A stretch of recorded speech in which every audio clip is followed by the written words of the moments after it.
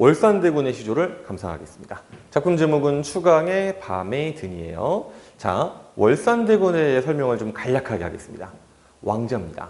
우리가 작품 제목에서 이제 옆에 보면은 보통 지은이 나와 있잖아요. 이 지은이가 대군으로 끝나면 왕자라고 생각하면 돼요.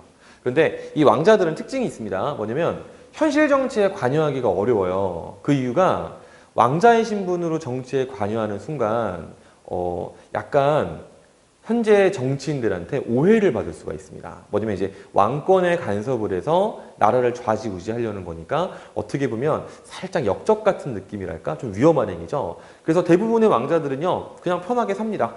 정치적인 욕심을 다 버리고 먹고 싶은 거 먹고 놀고 싶은 거 먹고 여행 다니고 풍류를 즐기며 사는 거예요. 그래서 월산대군도 약간 비슷한 삶을 살았어요.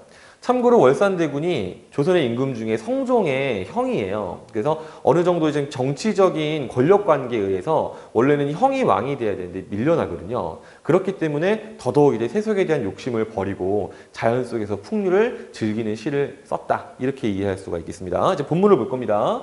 이 작품은 이 고전 원문이랑요, 그 다음에 이 현대어 사이에 차이가 별로 크지가 않아요. 그래서 이거 왜 안 넘어가나? 야, 넘어가라. 자, 야, 넘어갔습니다. 자, 본문을 이제 볼 건데요. 이제 뭐 어렵지 않으니까 이제 아주 간소하게 좀 살펴볼 거예요. 자, 추강의 밤이 드니 물결이 차구나. 즉, 가을강의 밤이 드니 물결이 차갑구나. 여기서 여러분들이 오해하시면 안 되는 게 뭐냐면요, 차갑다라고 해서 무조건 부정적이다라고 판단하시면 안 됩니다. 어떤 느낌이냐면 사실 자연을 즐기는 데 있어서 여름은 너무 더워요. 햇볕이 막 뜨겁잖아요. 또 겨울은 너무 추워요. 뭐 눈 막 내리고 바람 불고 막 하잖아요. 그런데 사실 가을이랑 봄이 가장 자연의 아름다움을 즐기기에는 적합한 계절이라는 걸 우리가 경험적으로 알 수 있죠.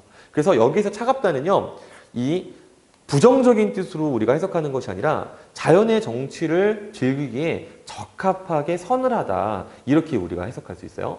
그 다음에 또 가을이라는 것도 마찬가지로 우리가 흔히 좀 쓸쓸하고 부정적으로 해석할 수 있는데 항상 그런 것이 아니라 케이스 바이 케이스예요. 즉 여기서의 가을은 뭐냐면은 자연의 아름다움을 즐기기 적절한 계절이고요. 그 다음에 또 강이니까 더더욱 아름다운 자연을 보기 적절하고, 또 밤이기 때문에 더더욱 이 자연의, 특히 가을 강의 정취가 더 고조되는 시간으로 배경을 제시한 것, 이렇게 이해할 수 있습니다. 즉 여기서 부정적인 의미를 굳이 발견하려고 좀 과잉 해석을 하거나 왜곡 해석을 해서는 안 되는 장면이 되겠어요. 그 다음에 낚시들이 치니 고기 아니 무노매라 했는데, 해석을 보면 낚시를 이렇게 하고 있는데 고기가 안 물고 있죠. 자, 이게 일반적인 어부의 입장이라면 굉장히 슬픈 일이에요. 먹고 살아야 되니까. 근데 아까도 말했지만 이분은 왕자이기 때문에 자기가 안 잡아도 돼요. 먹고 싶으면 언제든지 먹고 싶은 거 먹을 수 있어요. 그래서 지금 이 낚시를 하는 행위는요, 이 물고기를 낚겠다라는 목적을 가진 것이 아니라 그냥 단순히 풍류를 즐기는 것, 자연을 즐기는 행위라고 우리가 이해를 할 수가 있겠습니다. 그 다음에 종장에 좀 중요한 구절이 있는데, 무심한 달빛이라는 게 있죠. 이 무심한 달빛은 지금 뭐를 언급한 거냐면 자연에 대한 언급을 한 거예요. 근데 우리가 일반적으로 해석했을 때 고전 시가에서 무심이란 말 나오면요, 얘는요 욕심이 없거나 혹은요 사심이 없는 것, 이렇게 해석합니다. 그 다음에 또 무심한 달빛 이렇게 하면은요, 달빛이 자연 속에서 이렇게 강을 싹 비추고 있는 굉장히 뭔가 신비한 느낌이 들 수 있는 그런 아름다운 장면이죠. 그래서 탈속적인 이미지도 함께 가지고 있어요.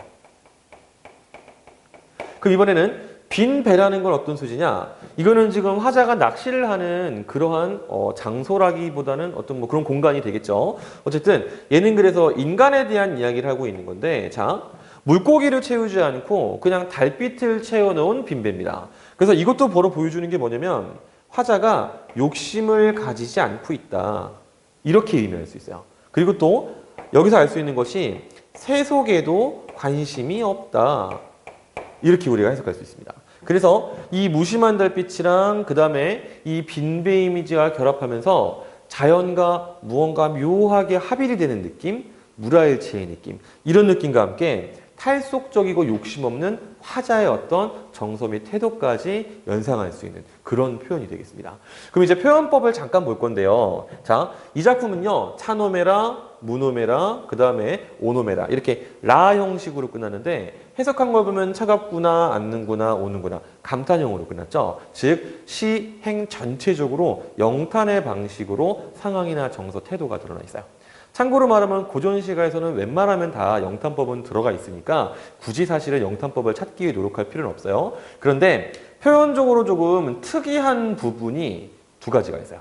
첫 번째는 뭐냐면 무심한 달빛인데요. 사실 달이라는 것은 사람이 아니기 때문에 무심, 즉 마음이 없다 혹은 욕심이 없다라고 굳이 표현할 필요가 없거든요. 그래서 이 부분은 의인화되어 있다라고 생각할 수 있는데 뭐 그렇게 중요한 표현법이라고 보기는 어렵고요. 또 한편 자, 역설법이 이 작품에 사용이 됐다라고 주장하는 참고서들이 있어요. 그 왜 역설이냐? 자, 배가요, 지금 달빛을 실었잖아요.